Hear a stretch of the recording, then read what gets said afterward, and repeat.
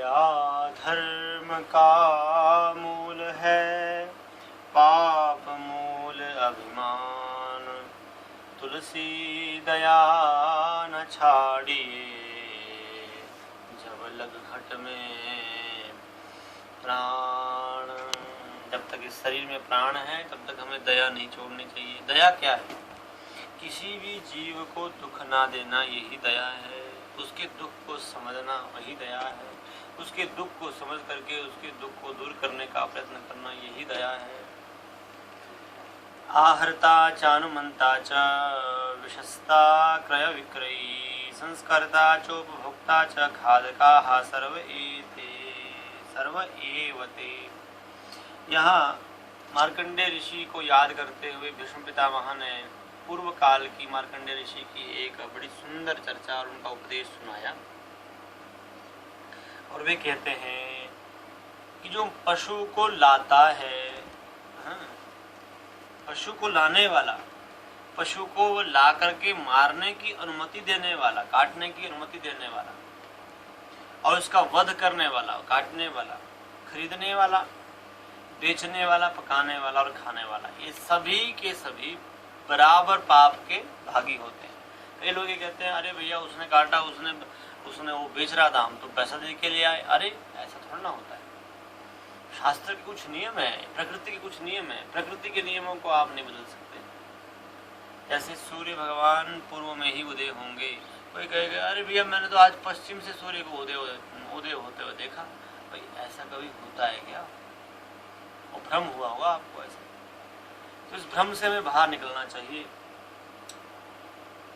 और अब आप कहेंगे अरे भैया हो सकता है आपने कभी खाया हो पूर्व जन्म में या इस जन्म में। देखिए,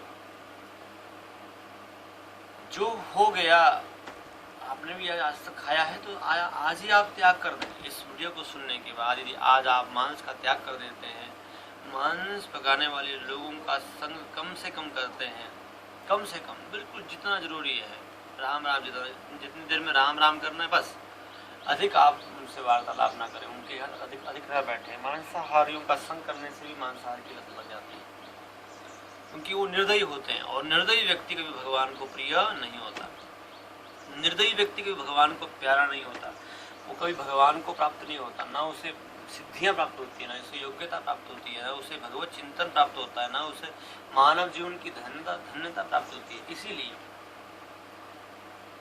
ये सत्य कहा गया है, ये धर्म का मूल है कि हम मांस का त्याग करें। अब मांस भक्षण के अनेक उपायों का वर्णन किया गया है, त्यागने के उपायों का। चतुरो वार्षिकान मांसान यो मांसम परिवर्जयेत। इसमें कहा गया कि अहिंसा रूपी परम धर्म को ही महापुरुषों द्वारा अनुमोदित करते हुए सेवित कह करके मांस का भक्षण का सर्वथा निषेध किया गया है, जो वेद शास्त्र ऋषियों से प्रमाणित है।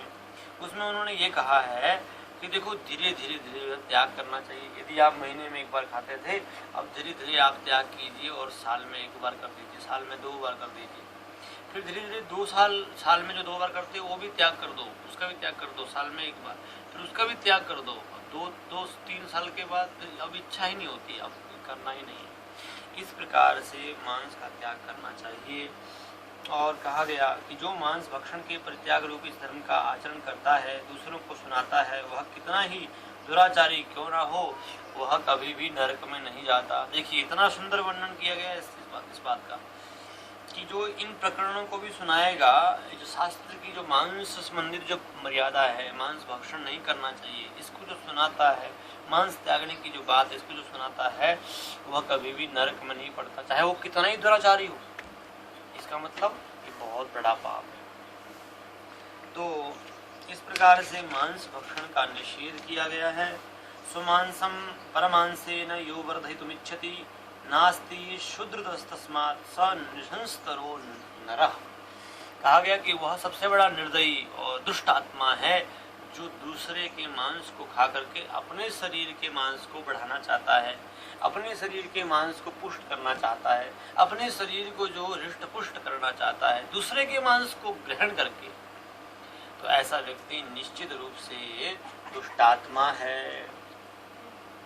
आगे कहा गया नहीं प्राणात् प्रियतरम लोके किंचन विद्यते तस्मात् दयां नरः कुर्यात् यथात्मनि तथा परे। अभयं सर्वभूतेभ्यो यो ददाति दयापरः अभयं तस्य भूतानि ददतीत्यनुशुश्रुमा। जो दूसरे पर दया करता है निश्चित रूप से सभी भूत, सभी जीव, सभी प्राणी उस पर भी दया करते हैं। इसलिए दया करना हमें सीखना चाहिए। सिर्फ दया करने से, दया करने से नहीं होता, हमें व्यवहार में भी दया को लाना पड़ेगा। कई लोग हैं वो दया करते रहते हैं, अरे भैया दया करो, और सुबह शाम को बैठ के मांस खाते हैं पका करके। गलत बात है, ये गलत बात है, और शास्त्र में इसकी बार बार निंदा की गई है और कहा गया मां स भक्षयते यस्मात् भक्षयिष्येतमप्यहम् एतन्मांसस्य मांसत्वम् अनुबुध्यस्व भारत। तो महाभारत के अनुशासन पर्व में बड़ा सुंदर यह श्लोक आता है, जिस श्लोक में कहा गया है कि जो प्राणी अपने शरीर के प्रति जैसा प्रेम रखता है दूसरे के प्रति वैसा नहीं रख पाता। और यहाँ पर एक बात कही गई कि जो जीव किसी दूसरे के जीव के शरीर को काट करके उसके मांस का मांस ग्रहण करता है, तो वो जीव अपने मन में सोचता है कि देखो जैसे ये मेरे मांस को खा रहा है, जैसे ये मुझे खा रहा है, निश्चित रूप से मैं भी इसे एक दिन खाऊंगा। तो किसी न किसी रूप में आकर के वो भी हमें ग्रहण खाता है।